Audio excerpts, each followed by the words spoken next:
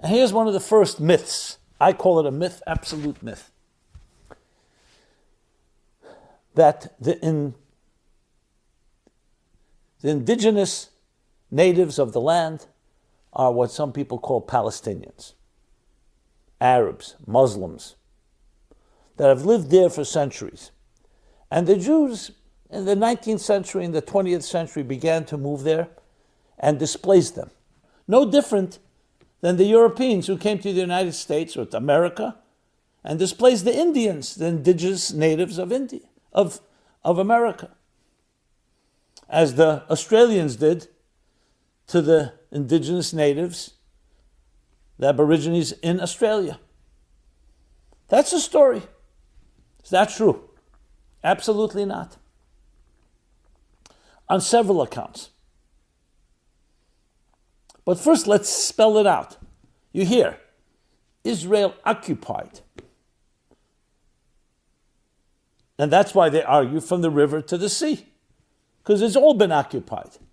And you find videos and narratives told about how the Jews displaced the olive groves of people living there, of a thriving commerce and economy, Palestinians. And slowly took control and essentially kicked them all out. But there are a few million left and they want their land back. Sounds very logical, very rational, sounds very ethical actually. What's wrong with the story? It's absolutely not true. That's what's wrong. Firstly, it's not the Jews arrived in the 19th and 20th century. The Jews have been there from the beginning of time, long before there was Islam, long before Christianity was born, long before anything. How do we know that? Go to the Bible, one of the oldest books in history, a Bible that's accepted by the Christians and by the Muslims, and read the book of Genesis.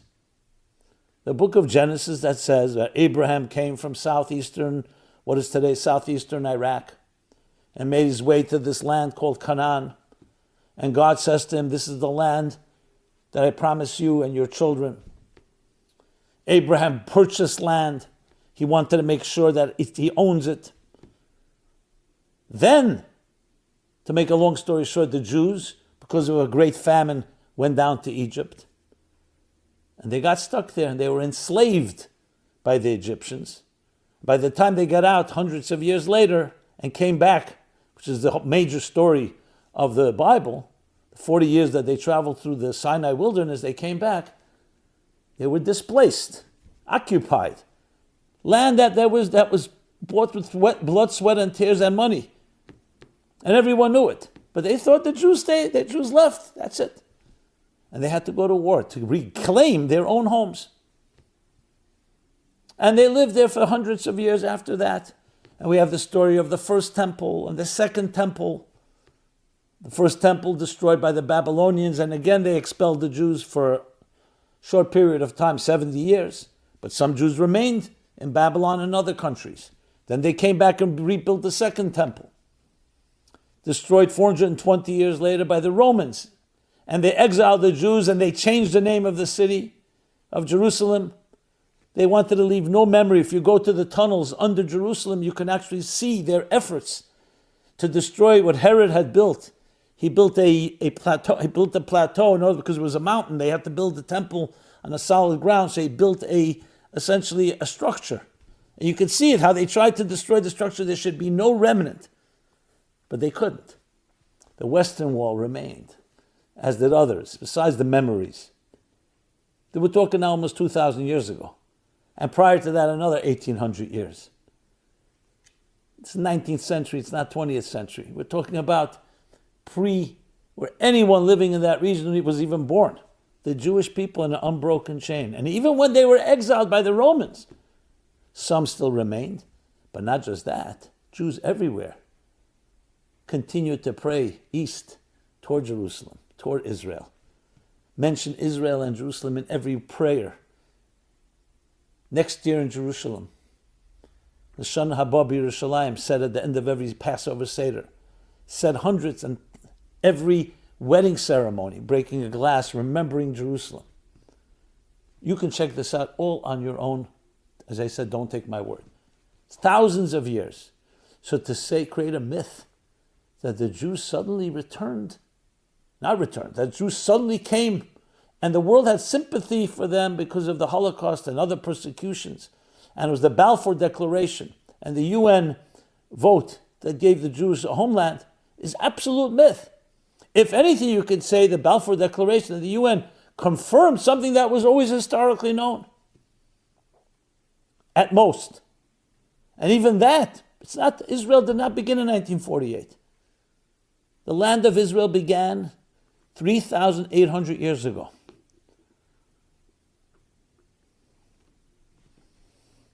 And if you want to add even stronger argument, the first commentary, the commentary on the first verse in the Bible, Rashi, Rab Shlomo Yitzchaki lived around 1,000 years ago, quotes a medrash that comes from 2,000 years ago, that it says, why did God begin the Torah? Why does the Torah begin with God? In the beginning, God created heaven and earth.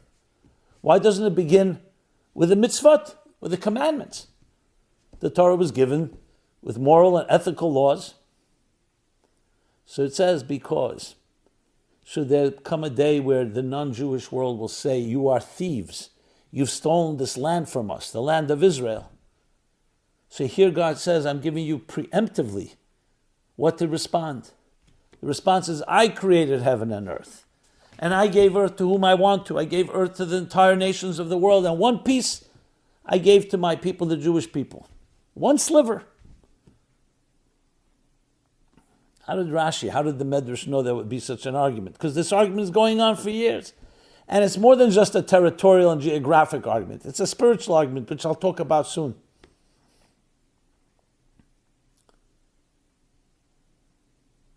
Did other people also live in this part of the world? Well, listen, once the Romans exiled the Jews, slowly some people ended up there. But there's been documentation how it always remained desolate. Some say because God has exiled his people, it remained desolate. So there are people that live there. Correct. But Jews always lived there. Always.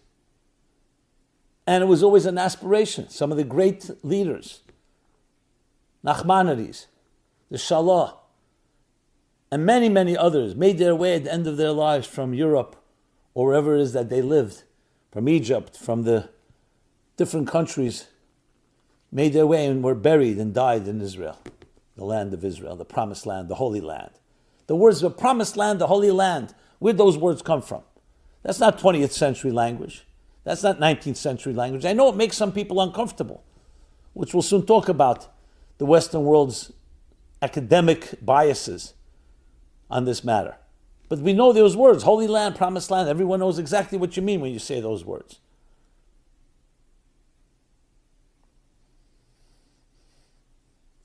So were there others, not Jews, living in the Promised Land, the Holy Land, let's say in the 19th century, the 18th century? Yes, the Ottoman Empire controlled it for a long period of time. And there were Arabs that lived there and Muslims that lived there. No one's denying that fact. But to deny that the Jews is a Jewish homeland, you could say everyone else are occupiers. And fine, God allowed that because of the people's sins. So he allowed others to occupy the holy promised land, but never took away that land from the Jewish people. So when they began making their way, they're just going home. Were there some injustices that happened? I'm sure that things happened. But to make a claim that these are occupiers, colonizers, colonialization, is a complete myth. But I'll take this a step further. There was never such a thing called Palestine. There was never such a country called, and people called Palestinians. And I'm going to quote now, not Torah sources. I'm going to actually read. I'd like to read to you. This is a quote that goes back to 1977, March 31st. The Dutch newspaper, Trouw, I hope I'm pronouncing it correctly, published an interview with the PLO's executive committee member, Zahir Musain. Quote, the Palestinian people does not exist. The creation of a Palestinian state is only a means for continuing our struggle against the state of Israel for our Arab unity. In reality, today there's no difference between Jordanians, Palestinians, Syrians, and Lebanese. Only for political and tactical reasons do we speak today about the existence of a Palestinian people. Since Arab national interests demand that we posit the existence of a distinct quote-unquote Palestinian people to oppose Zionism. For tactical reasons, Jordan, which is a sovereign state with defined borders, cannot raise claims to Haifa and Jaffa, while as a Palestinian, I can undoubtedly demand Haifa, Jaffa, Beersheba, and Jerusalem. However, the moment we reclaim our right to all of Palestine, we will not wait even a minute to unite Palestine and Jordan. Okay. Quote number 1. Let me go to another quote, if I may. Again, you can check these out on your own. This is a quote from Joseph Farah, an Arab-American journalist. Quote, "Isn't it interesting that prior to the 1967 Arab-Israeli War, there was no serious movement for a Palestinian homeland?" Well, Farah, you might say, that was before the Israelis seized the West Bank and Old Jerusalem. That's true. In the Six-Day War, Israel captured Judea, Samaria, and East Jerusalem, but they didn't capture those territories from Yasser Arafat. They captured them from Jordan's King Hussein. I can't help but wonder why all these Palestinians suddenly discovered their national identity after Israel won the war. The truth is that Palestine is no more real than Never Never Land. The first time the name was used was in 70 AD, when the Romans committed genocide against the Jews, smashed the temple, and declared the land of Israel would be no more. From then on, the Romans promised it would be known as Palestine. The name was derived from the Philistines, a Goliathian people conquered by the Jews centuries earlier. It was a way for the Romans to add insult to injury. They also tried to change the name of Jerusalem to Aelia Capitolina, but that had even less staying power. Palestine has never existed. This is all his quote. Before or since, as an autonomous entity, it was ruled alternately by Rome, by Islamic and Christian crusaders, by the Ottoman Empire, and briefly by the British after World War I. The British agreed to restore at least part of the land to the Jewish people as their homeland. Restore. There's no language, quote, continue the quote, known as Palestinian. There's no distinct Palestinian culture. There has never been a land known as Palestine governed by Palestinians. Palestinians are Arabs, indistinguishable from Jordanians, another recent invention, Syrians, Lebanese, Iraqis, etc. Keep in mind that the Arabs control 99.9% of the Middle East lands. Israel represents 0.1% of the landmass. But that's too much for the Arabs. They want it all. And that is ultimately what the fighting in Israel is about today. That's what he writes. Greed, pride, envy, covetousness. No matter how many land concessions Israelis make, it will never be enough. And finally, I quote Professor Bernard Lewis of Princeton, an eminent authority on the region. From the end of the Jewish state in antiquity to the beginning of the British rule, the area now designated by the name Palestine was not a country and had no frontiers, only administrative boundaries. It was a group of provincial subdivisions, by no means always the same, within a larger entity. So the alternative narrative is a very convenient one, but simply untrue. I want to add this. In 1948, when the partition took place, meaning when the UN partitioned and said this would be the Jewish, this would be given to the local Arabs living there, the Jews accepted, became the state of Israel. The Arabs rejected it and went straight to war. As a matter of fact, it was the Arabs, countries surrounding the area, that called for the natives living there, move out. We'll win the war, get out of the way, and then you'll all come back. Unfortunately, they lost the war. What were the Jews doing? The Jews were calling their neighbors and saying, stay here. Let us live in peace with each other. There's documentation of this. And this happened time and again. So this whole myth that has become like the story that so many people believe is just simply false. Check it out. Be open-minded enough to check it out. And if you have an alternative narrative with sources, please send them to me. And I say this right now as a Jew. We always wanted peace. We continue to want peace. As a matter of fact, this war, for us, on one hand, is self-defense and protecting the innocent that were massacred, and they would love to massacre if they had the opportunity to do so. But the war is a far bigger one. It's an ideological one. Will truth prevail? Will God prevail? Will goodness prevail? If indeed every Arab country and every Arab Muslim would lay down their arms and say, we want total peace, we want to live in peace. No call for the destruction of Israel. No call for the destruction of every Jewish man, woman, and child. No call for from river to sea. Total, complete peace.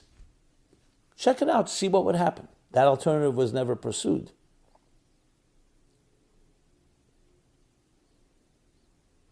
If the Jews laid down their arms, a point has been made. What you saw on Simchas Torah on October 7th would be, God forbid, mild in comparison what the enemies would want to do. They didn't make a quota of 1,400. If they could, it would be 14,000, it would be 14 million if they're possible, God forbid. I don't even want to say the words, I already said them. If the Jewish people laid down their arms, if they laid down their arms and actually declared surrender, and declared we want only peace, we change our constitution, no more state of war, no more call for destruction, you tell me what would happen. The second myth, well, maybe it's a part, is it's apartheid, occupation.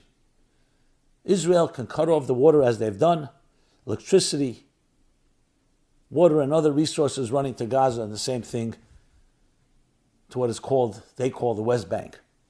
West Bank of what, by the way? Jordan. That's what it's called.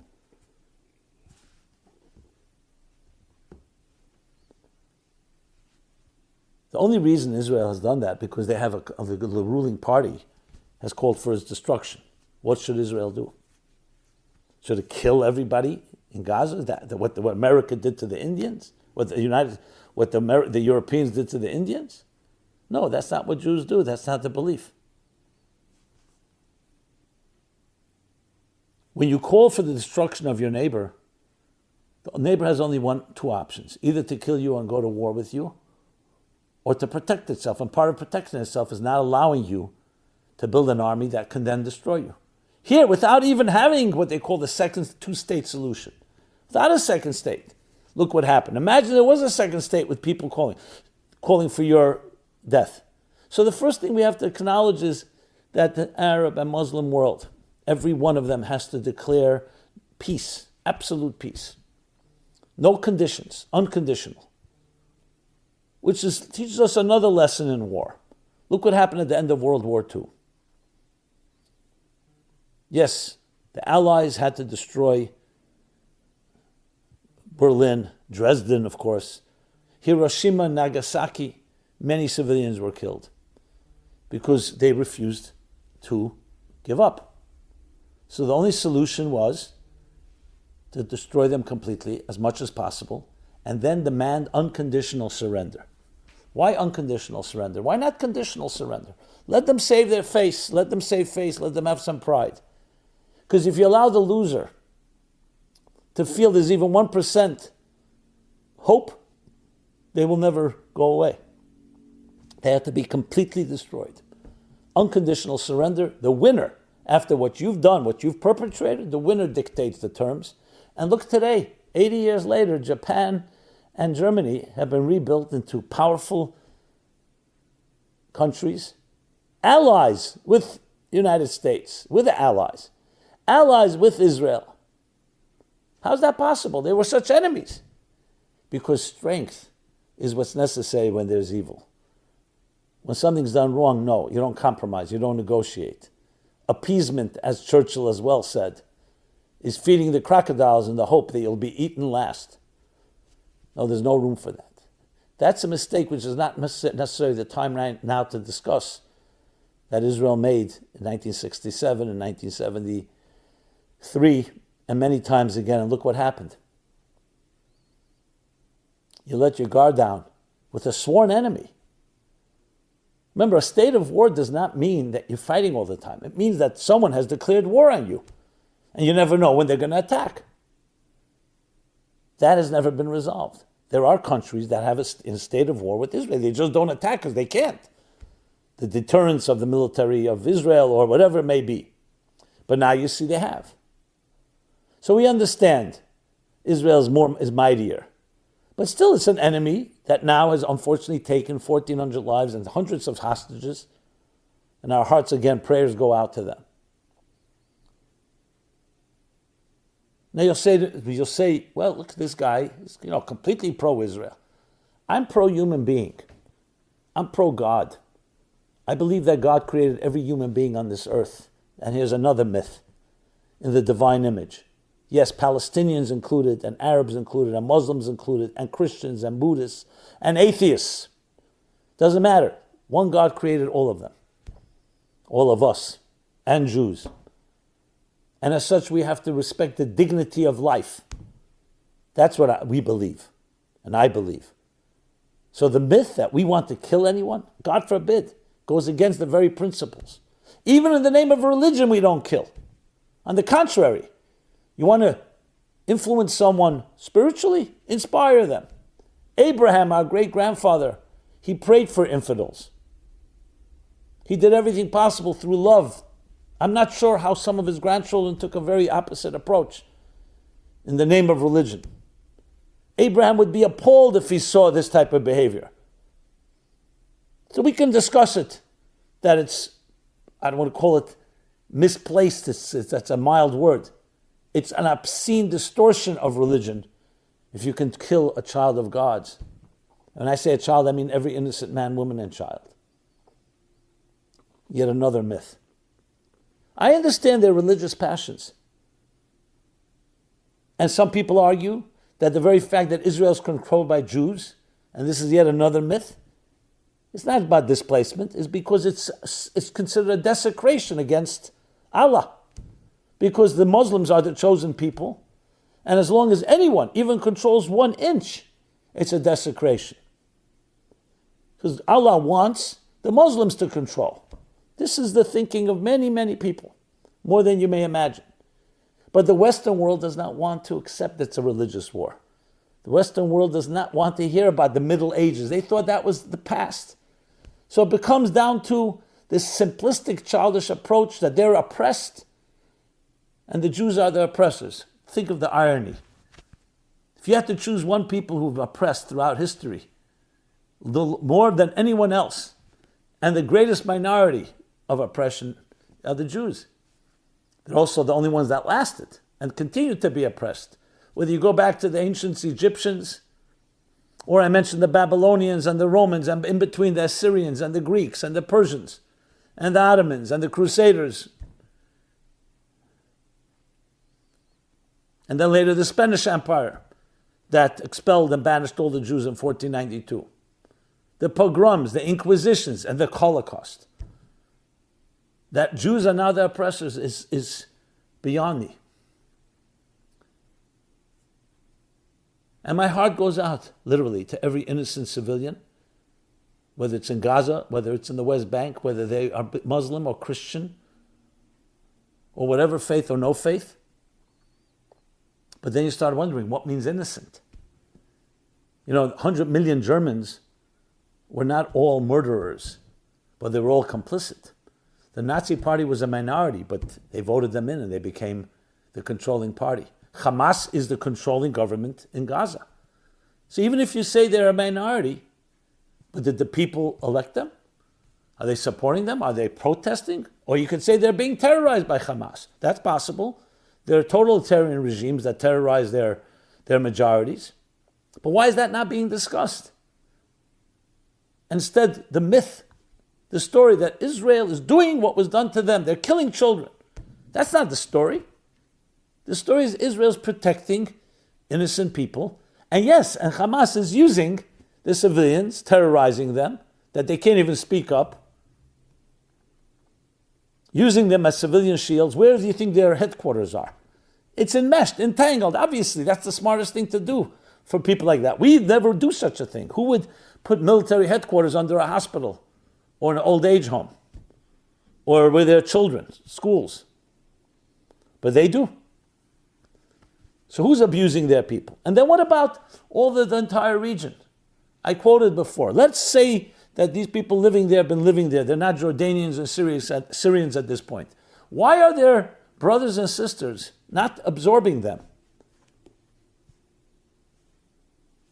Do they dislike them? Or are they using them as pawns?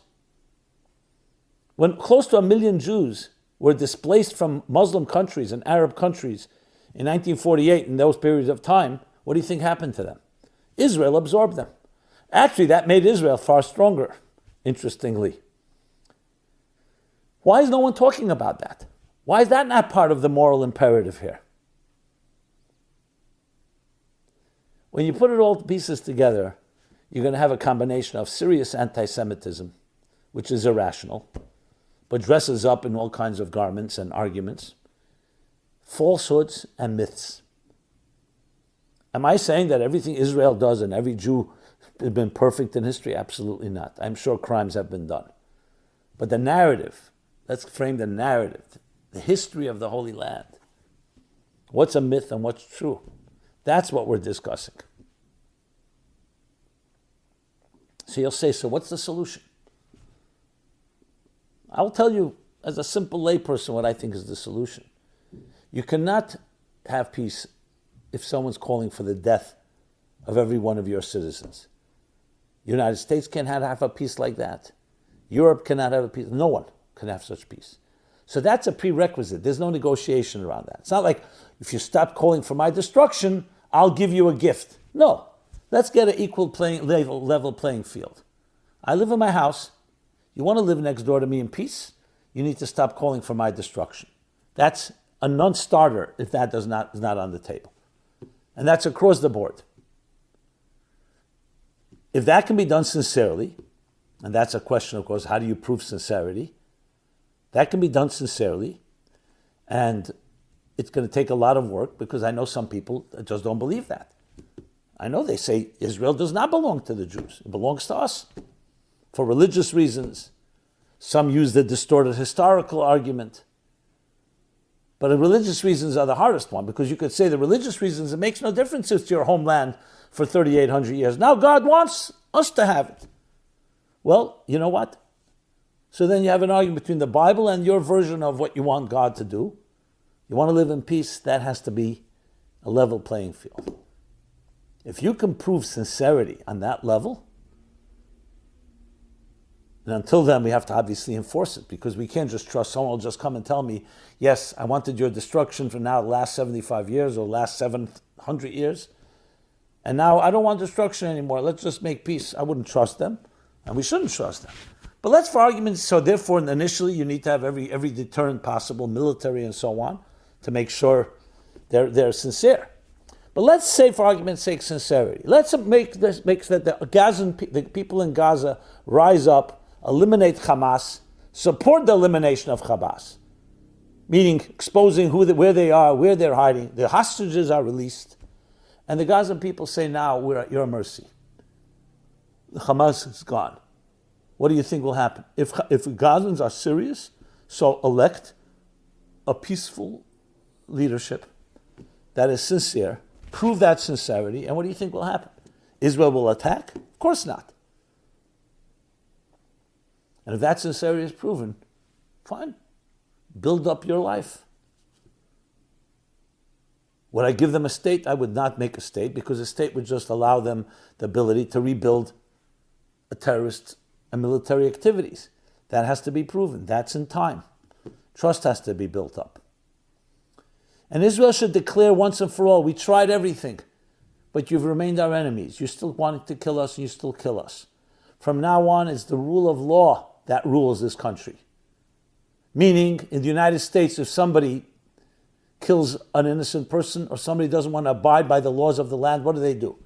They deport him. That's what Israel should do.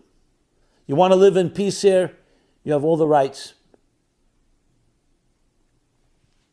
But if religious passions and distorted stories you think are going to dominate, and you're going to try to incite the anti-Semitic Gentile world, which millions of dollars are pouring in clearly to do that, that's not the way you're going to win this battle.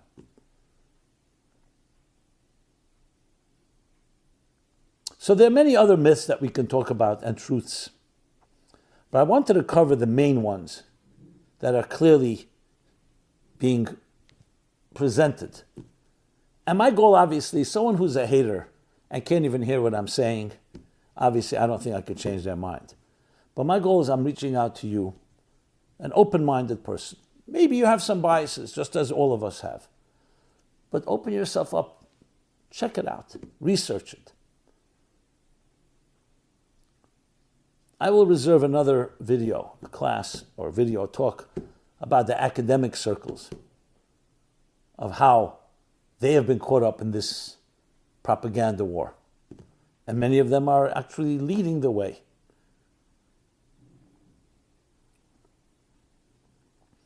I do believe it's based on anti-Semitism, which is always the scapegoat of history, a minority that's been successful.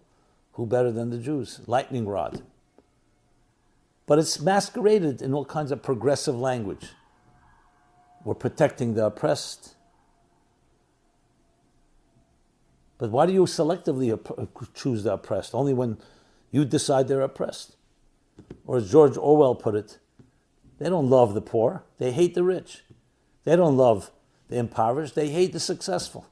For whatever psychological, distorted, thwarted thinking those people have. But we'll talk about that. There's more to talk about. So there's a war going on as well over the truth. And I hope I was able to shed some light. And I hope you were able to listen to it. And as I said, I am more than welcome, even a rebuttal, but not one that's just coming from emotional babble and psychobabble or the propaganda that's being perpetuated out there. Think it through. Look up sources. Let's engage in a conversation. There are ways to disagree in civil ways. I don't have to kill you, you don't have to kill me. We don't have to, character assassination is not necessary either. And hopefully we can shine light. And light and truth in darkness is just as powerful as the most powerful weapons. Because clarity gives you confidence. Clarity gives you direction. And I truly pray and hope that every human being, 8 billion people, I wish I could say it about the Hamas murderers, but they too were created in the divine image. But people can betray their destiny. They can betray themselves and their calling. But 8 billion of us should allow our divine image to shine forth. And understand we may disagree, but it's harmony within diversity. We can be diverse, but we have harmony because we all are looking something greater than ourselves. We're not worshiping our interests. We're not worshiping our beliefs. That's ultimately what Abraham, yes, Abraham unites us all, the father of all nations. And we read about him now in these week's chapters in the Torah, in the Bible. The father of all nations, what did he advocate? What did he pioneer? Love, unconditional love. Virtue, justice, the antithesis of self-interest, including religious self-interest, including religious distortions and fundamentalism.